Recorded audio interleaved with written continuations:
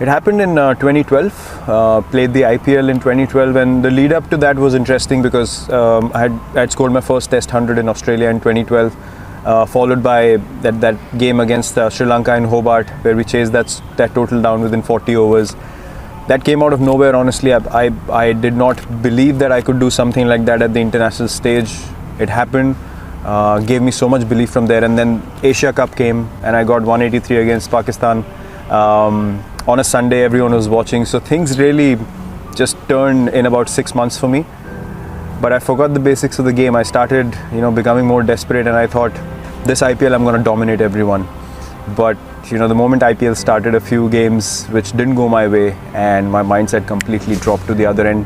I was eating anything that came in sight. I was finishing, candy packets, 40 pieces a packet. I would finish 3 packets a week.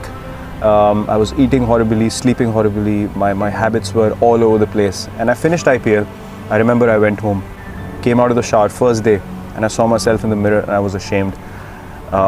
It was literally, I saw myself and I thought, I'm looking at another human being, and I told myself, look, if you want to play cricket at the highest level, this is not the way that you can manage. And from next day onwards, I changed everything about my diet, the way I trained, everything, and from then on it was just an obsession.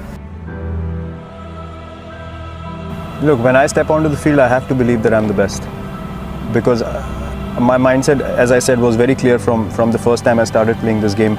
I'm not going to allow anyone to think that I'm just a pushover. So my mindset was, I'm going to go to Australia, and how am I going to score runs against these guys? I wasn't going out there to survive. And from the time I got back home till the Australia tour, I promise you, I was visualizing every day when I was working out in the gym that I'm hitting Mitchell Johnson, I'm hitting these guys all over the park.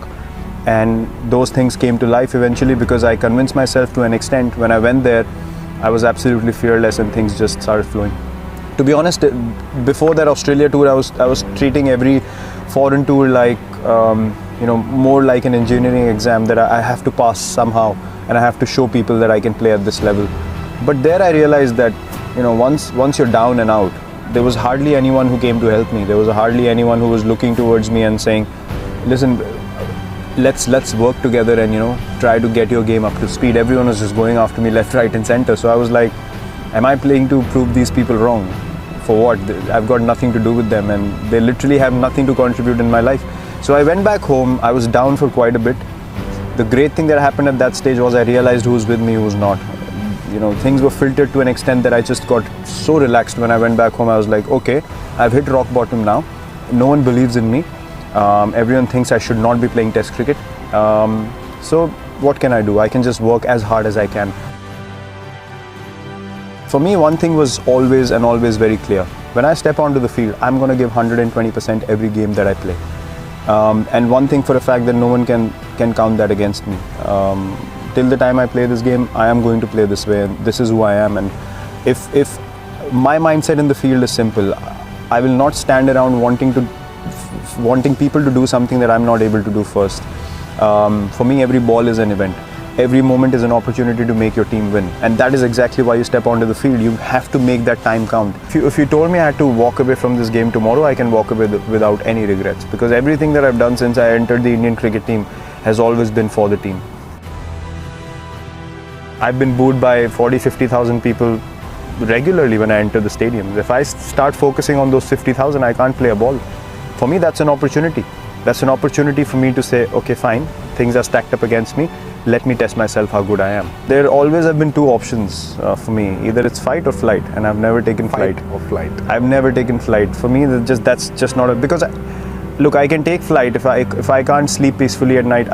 For me, it's not worth it. I might as well take the fight. If I fail, I know that I took the right option, and that gives me peace. For me, when I leave the field, as I just said, I need to be able to know that I've given everything I had, and I sleep like a baby. There is nothing else that can distract me then, because in my potential as a human being, God has blessed me with a healthy mind, healthy body, an opportunity which everyone wants.